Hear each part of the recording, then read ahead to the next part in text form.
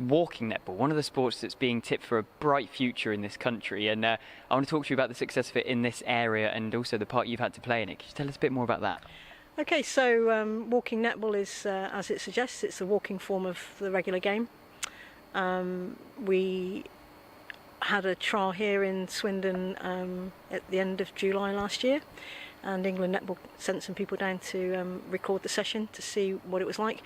Had no idea what the game might look like. Thought it could be very sedentary. But anyway, we were very surprised. The game, it's a very good form of exercise. It's a lot of fun. You can still be competitive.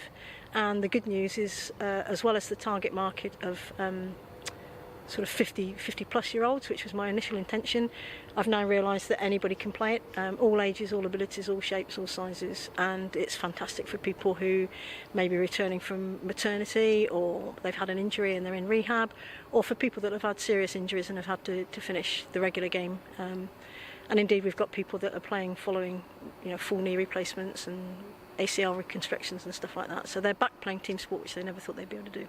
But you were also playing a big part in the role of walking netball and its success in Swindon, and also creating it. Yeah, I think it's fair to say we can't claim to have invented a walking sport. Walking football and walking basketball and activities like that have been on the go for a while. But what we certainly can hold our heads up to is the fact that we've been very heavily involved in the design, the test, the sort of pilot of and implementation, and finally the launch of walking netball, working in partnership really with England Netball. They came down, as I mentioned earlier, to record the session in July. They then came back in September to talk to my members about what rule modifications we might require, might be needed. They then came back in November to again speak to the participants about their feelings on what walking netball has done for them, so they could gather information for their marking material. And then they came in December to do some interviews and also record some footage for the promotional video. And then we had the excitement just after Christmas of having the Sky Sport cameras here, and our 3 minutes of fame on Sky Sports Women programme. And then we were invited to take part in the walking netball demonstration on Super League Super Saturday at the NEC in Birmingham. That's great. So you say there Sky Sports have been in touch, you've been at Super League promoting the walking netball. How great is it to see this new sport blossoming? Yeah, I think it's going to be huge actually, because there's so many groups of people that could be playing it. The Tuesday night group that we run here at Dorking is principally for people aged 50 plus, but we've also got a lot of younger people that have been forced to retire from the game. But they're all former netballers, and probably 90% of them are former netballers, so it can get quite competitive, but it's also a lot of fun. I've also started a daytime session at Hayden Wick and at the Hayden Centre, and we're 3 weeks into a 4-week trial, and already the participants have said, please don't stop, we're loving it. I've got 3 81-year-olds taking part, and 68-year-olds and 76 and 75-year-olds, and that group, it's not really netballers, it's just females 55 plus. I think we know there's already, I'm getting inquiries from people from Plymouth, from Horsham, from Exeter, and we know there are people playing it in Hull.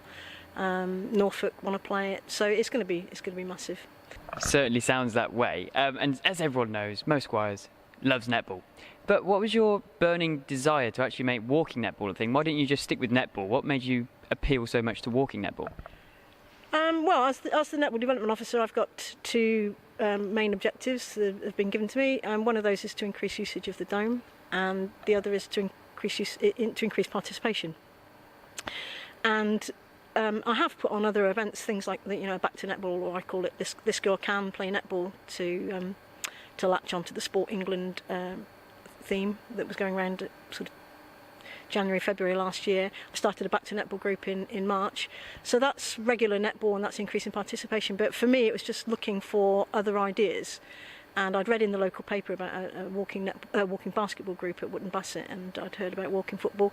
And I thought, well, actually, that's going to be a different group of people. And what I'm keen not to do is have the same people playing, just turning up different nights, whether it be in a company league or a mixed league. I don't want the same people really. I want to try and spread the word and get more people playing. So walking netball was something I thought would be suitable for the over 50s, over 55s. But as I said earlier, I now realise it's suitable for anybody. Walking football, if somebody's injured their knee or their ankle or their foot or something, that is actually going to impact the way they kick the ball. But in walking netball, most people have retired through injury because of ankles, backs and knees, but of course they've still got their hands, and the handling is still okay.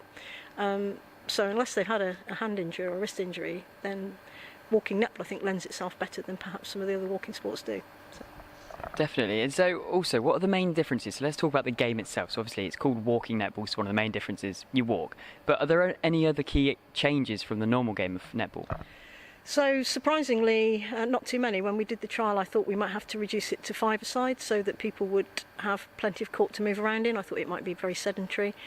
But actually we found we didn't need too many rules at all. So essentially you're not allowed to run. So it's a free pass to the opposition if you end up running with the ball, or running into space to receive a ball or to chase a ball down. It's a free pass. Normally in netball you're expected to keep your feet still when you land. And with walking netball, we allow people to walk a couple of paces with the ball. And really, the only other main difference is in regular netball, you're allowed to hold the ball for 3 seconds, and in walking netball, we allow that to be 4. And so obviously, you mentioned earlier about the success that it's had so far, and the fact that Sky Sports have picked it up, Super League have allowed you to showcase it there. Were you expecting it to be this successful when you first started to not think up the idea, but help the idea evolve? Absolutely not. For me, it was just about trying to fill the dome and get the participation numbers up. Didn't really think where it might lead. And to be honest, I was at a county chairs meeting, a regional county chairs meeting in Taunton, and I met the England chief exec, and she said they've never ever taken something from sort of concept to launch as quickly as this. When they took the video away from the Swindon July session, they were very impressed with what they were seeing. Thought it could be a very, very useful product for them. But yeah, it's been surprising. But now that we know what it offers, it isn't a surprise, and it will fly. Fantastic, exciting times ahead. Thank you, Mo. Yep. Thank you.